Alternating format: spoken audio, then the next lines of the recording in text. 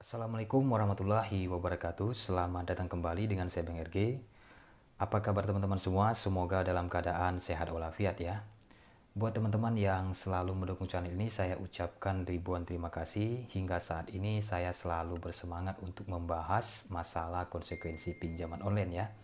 Saya tidak ingin ada masyarakat yang melakukan tindakan yang tidak kita inginkan ya, seperti mengakhiri hidup gara-gara tekanan DC pinjol yang tidak sesuai ya. Pinjamannya tidak seberapa tetapi tekanannya sangat luar biasa. Dan di sini saya ingin memberikan beberapa daftar pinjol yang tidak ada DC lapangannya ya. Melanjutkan video yang sebelumnya, pinjol yang ada DC lapangan dan yang ini tidak ada DC lapangan ya. Seperti yang kita ketahui sekarang update terbaru terakhir dari OJK itu ada 104 ya, perusahaan fintech lending berizin dan terdaftar di OJK. Jadi di sini saya hanya memberikan daftar pinjol yang sering digunakan saja ya, yang banyak penggunanya maksudnya. Sebenarnya fokus saja sama kegiatannya. Jangan terlalu dipusingin masalah datang atau tidak ya, terserah mereka. Itu kan memang sudah tugasnya mereka mendatangi, mengunjungi debitur yang gagal bayar. Jadi di sini kita harus bisa menguasai diri kita. Ya, jangan sampai isi-isi dari bentuk penekanan, penagihan itu ya, teman-teman termakan dengan dramanya ya, masalah hukum, masalah apa atau yang lainnya. Ya, jangan sampai mereka bisa menguasai diri teman-teman. Ya, jadi harus bisa menguasai diri sendiri. Bahwa benarkah bentuk-bentuk isi dari penekanan itu mereka bisa lakukan ya? Apa mungkin mereka mau menjerat ke jalur hukum pidana masalah hutang piutang? Itu kan tidak ada. Ini kan hukum perdata. Jadi tidak akan sejauh itu ya. Apalagi mengirim somasi itu kan biasa. Somasi itu hukumnya perdata. Jadi tidak perlu terlalu dipanikan.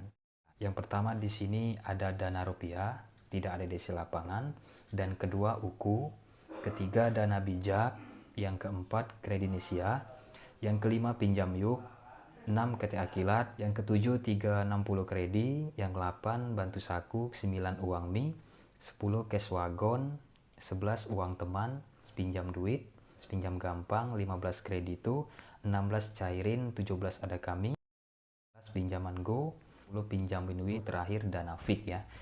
Tentu di antara aplikasi ini ya, banyak sekali teman-teman yang, Bang kok ini bisa menghubungi di luar kondak, Bang apakah ini sebar data? Jadi sejauh ini tidak sebar data ya, cuma dia ada beberapa aplikasi di sini menghubungi di luar kondar. Itu kan tidak dibenarkan ya, tidak dibolehkan OJK ya. Jadi memang OJK ini kurang tegas, padahal ada yang ditunjuknya AFPI untuk mengawasi ya kegiatan fintech lending yang legal ini. Menurut saya ini tidak ada pengawasan karena ini ada beberapa pinjol yang menghubungi di luar kondar. Di sini saya contohkan seperti aplikasi Bantu Saku itu pernah menghubungi di luar kondar. Terus aplikasi Uangmi juga pernah menghubungi di luar kondar ya. Terus aplikasi Ada Kami malah sering kali. Terus yang selanjutnya saya modalin juga pernah, tapi itu dulu ya. Itu dulu, tapi sekarang tidak pernah. Pernah saya cek aplikasi ya, Ada Kami ini, dia mengambil akses kontak juga. Sebelumnya saya cek kamera, mikrofon, dan lokasi ya. Tiba-tiba mereka mengambil izin akses kontak juga. Walaupun aplikasinya legal yang berizin ya, yang tidak dibolehi OJK mengakses di luar camilan, misalnya kamera, mikrofon, dan lokasi, tentu mereka ada ya.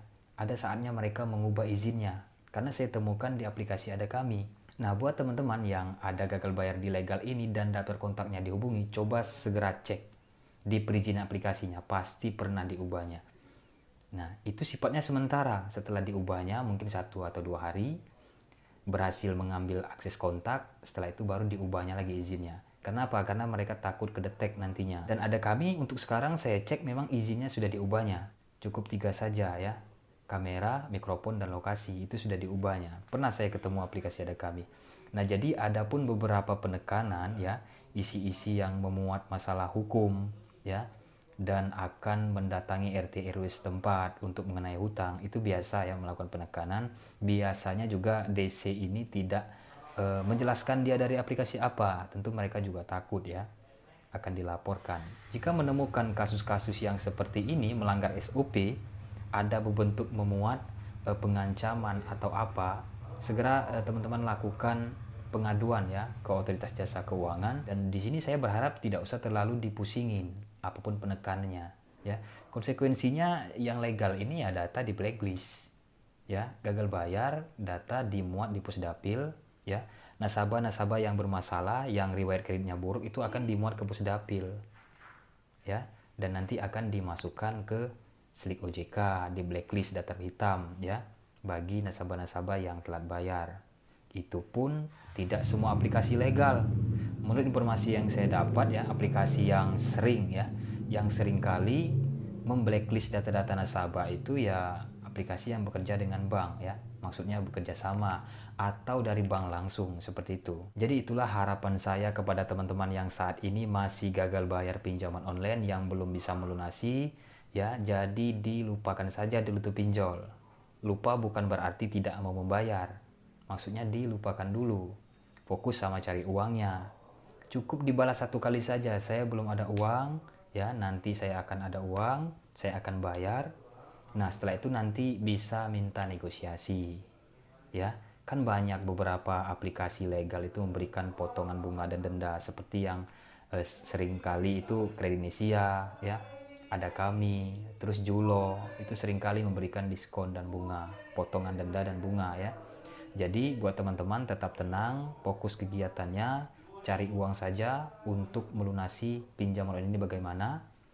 Nah, jangan ditanggapin lagi masalah isi-isi penekanan yang memuat masalah hukum, masalah apapun ya, tidak usah terlalu dipusingin. Apalagi ada misalnya saya akan mengkonfirmasikan HRD Anda untuk motong gaji Anda untuk membayar pinjaman Anda. Itu kan ada beberapa teman yang kerja di kantoran atau karyawan ya, itu mereka ada beberapa yang seperti itu ya, seringkali itu UKU. Oke, itu saja. Semoga teman-teman dalam keadaan sehat walafiat dan semoga semua masalahnya dipermudahkan oleh Allah Subhanahu wa taala. Amin ya rabbal alamin. Saya undur diri, Bang Ergi. Assalamualaikum warahmatullahi wabarakatuh.